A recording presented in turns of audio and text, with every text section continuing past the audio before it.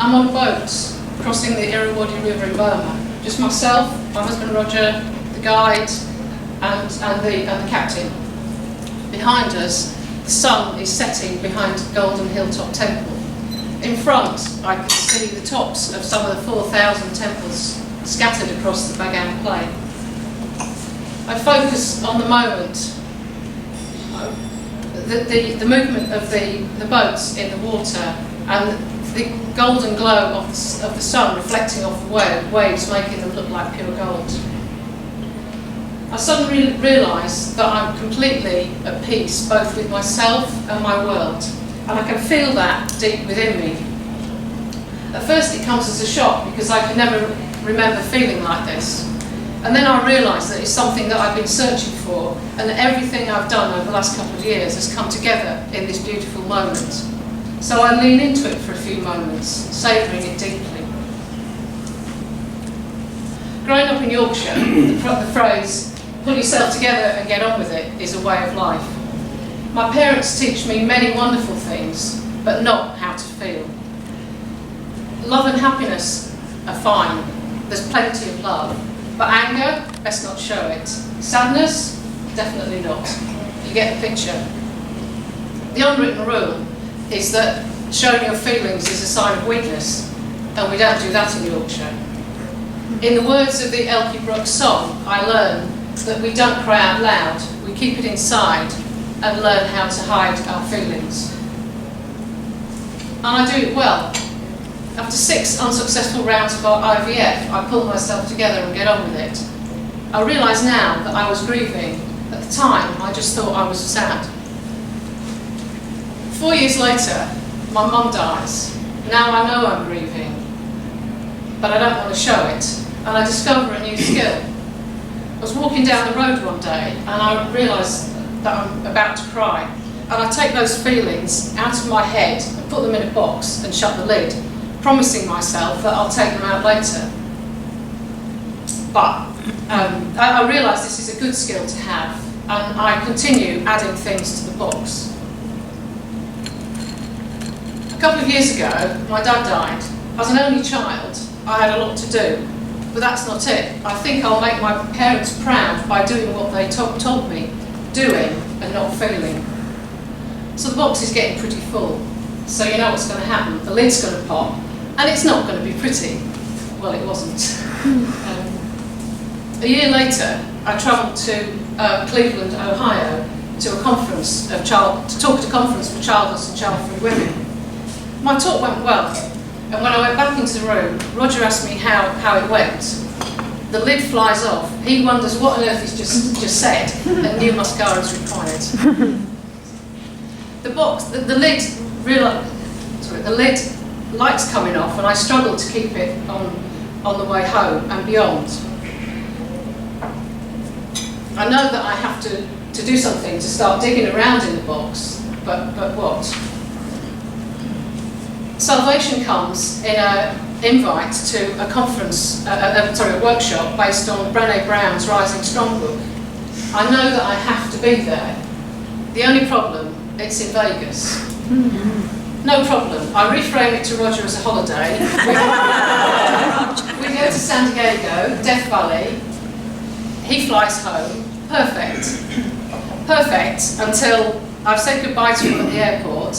I'm sitting in my high car, a car that's twice as big as my Ford Fiesta, with controls on the wrong side and not enough pedals. In Vegas, of all places, a place with a six-lane motorway running down the middle. And I'm about to stay with a friend I met for the second time face-to-face this morning. It feels like a real leap of faith. We don't do those in Yorkshire. I panic for a moment and take a few deep breaths, and one of Brené's quotes pops into my head. You can choose courage or you can choose comfort, but you can't have them both, not at the same time. And I realise that I've been choosing courage pretty much over the last couple of years, and it's worked out pretty well. So I take a few more deep breaths, set my sat-nav to Angie's house, and ease out into the traffic. I learned many things that weekend on the workshop.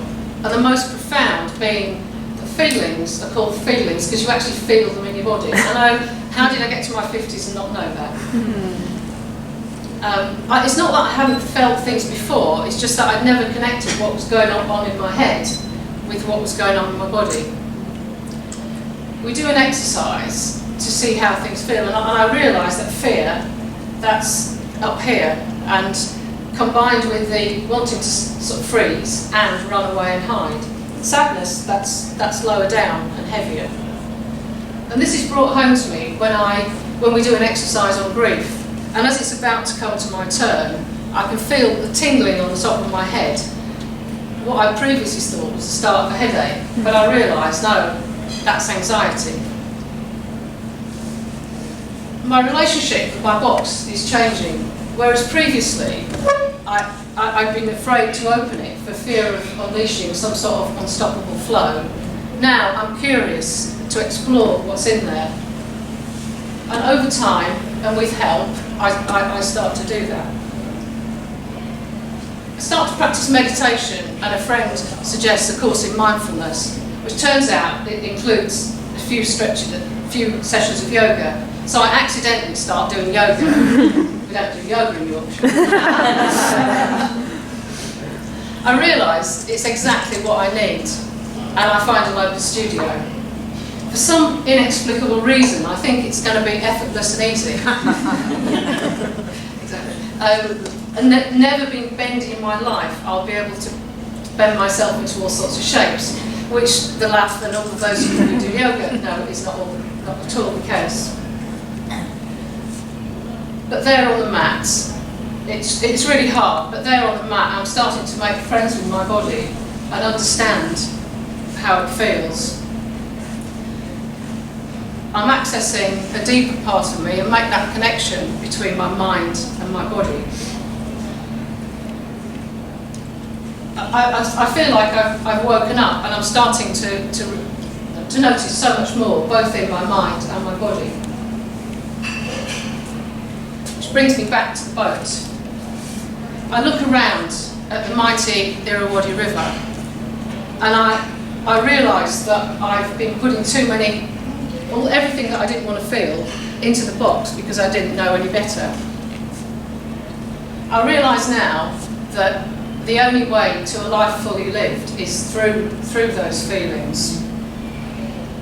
And like the river, my feelings are constantly changing. Sometimes they'll come flooding over me, and others there'll be calmness on the surface and deep down into the depths. But if I bend and move with the flow, the waters might wash over me and throw me around, but they won't wash me away. I might get wet, but I dry easily, and it's worth it for all those moments like this that I feel completely and absolutely alive.